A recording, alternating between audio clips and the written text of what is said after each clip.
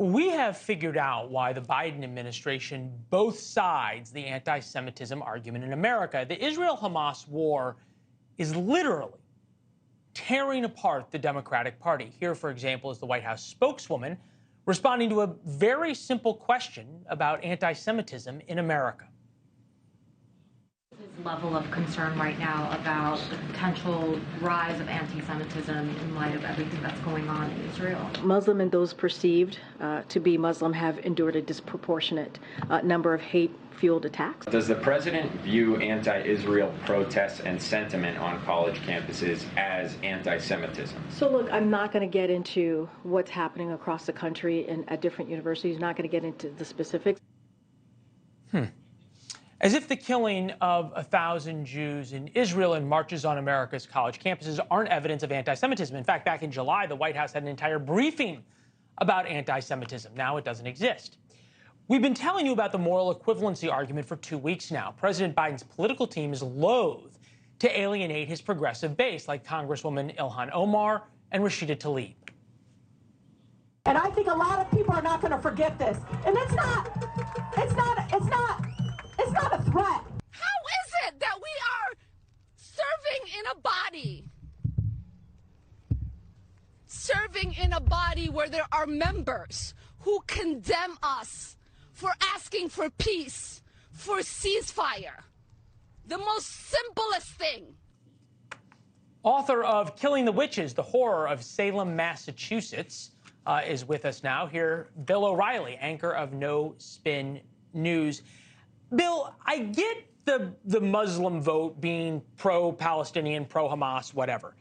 But there's this whole group of progressives on the left that are not Muslim. They're white Americans. They've always lived here, who the White House can't alienate by saying we've got a problem with anti-Semitism. How did this happen in America? Well, a good litmus test is what happened in New York City on Saturday night. About 5,000 demonstrators in Brooklyn came out, blocked off some roads. Police needed to contain them. Some of those people spit at the police, baited them, called them all kinds of terrible names. And while I was analyzing the crowd, it was about 50% were involved with the Hamas-Israel conflict. The other 50% were the Antifa crew, the anarchists, the communists, who come out for every demonstration and want to make the police look bad, okay? They attack the police. And whether it's George Floyd or whatever, they're out in the streets of New York trying to cause trouble, trying to diminish our society. So I'd be careful to, the label anti-Semitism or everybody's in this bowl who's out there. It's different.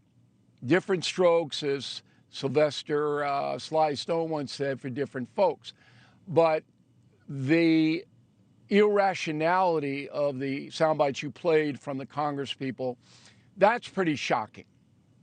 And I guess call for a ceasefire. What I can't figure out, what I can't figure out is why the White House, and you make a great point that there's sort of this Antifa, communist, radical part to a lot of these protests and agitators.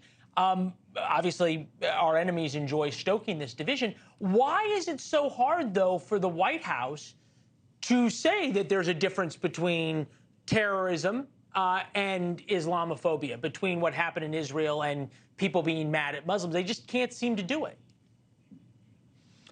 Well, who would do it, Leland? What human being in the White House is capable of doing that? Certainly not Ms. Jean-Pierre. She's not going to answer any question honestly, ever. Certainly not the President of the United States, who from day to day, maybe he knows what's happening generally, but not specifically. Can't deal with those kinds of questions. So, look, the current leadership in America, in the Republican Party and in the Democratic Party, is the weakest leadership we have had in this country for decades. That's the truth. And when the most powerful nation on earth shows weakness, you're going to have people exploit that, like Iran, like Russia, like China, like the Antifa people, the anarchists within, because we're weak. We have no leadership. We can't even pick a Speaker of the House. And Biden himself isn't making any kind of bad decisions as far as supporting Israel and Ukraine, but nobody has any confidence that he'll right any wrong. Iran spitting in his eye. What's Biden going to do about it? Nothing. Thanks for watching. Go to newsnationnow.com to find News Nation on your television provider.